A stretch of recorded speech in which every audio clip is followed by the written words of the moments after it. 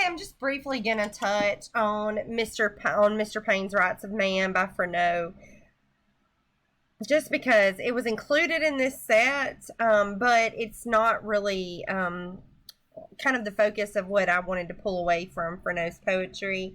So Thomas Paine wrote about the rights of man, and basically this poem is just Freneau's support of Thomas Paine's ideology that revolution of a people is okay if the government is not safeguarding their inalienable rights.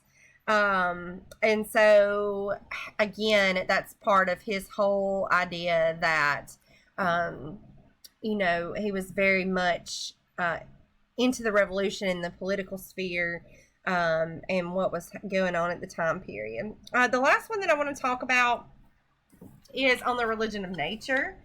And so it says, the power that gives liberal hand the blessing man enjoys while here, and scatters through a smiling land abundant products of the year.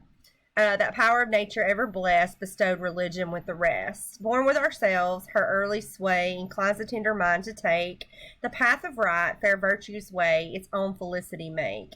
This universally extends and leads to no mysterious ends. Religion, such as nature taught, with all divine perfection suits, had all mankind the system sought, sophists would cease their vain disputes. And from this source would nations know all that can make their heaven below. This deals not curses on mankind, or dooms them to perpetual grief. If from its aid no joys they find, it damns them not for unbelief.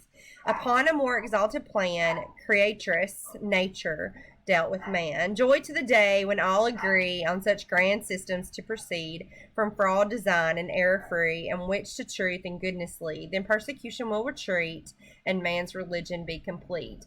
This is an ode on nature, the religion of nature, and the meaning that can be found in seeking answers from nature rather than seeking answers from ourselves. And it really challenges both the Puritan and the Enlightenment ideologies that we're all born evil, or that our environment causes us to be evil. And Freneau really kind of posits that nature gives us all that we need. And if we turn to her for our answers, it makes us good. And that evil comes from elsewhere. It's not from our nature. And that it's waiting for everybody to discover it. You don't need a mystery, a special revelation, a church, or a priest in order to find its meaning. And so I think that is his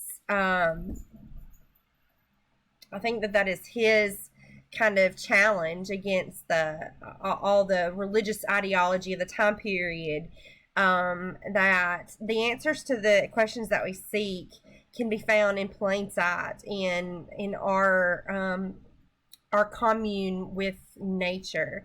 And so that's the whole idea of that romantic notion of kind of reverence for nature and its power and what it can do for man.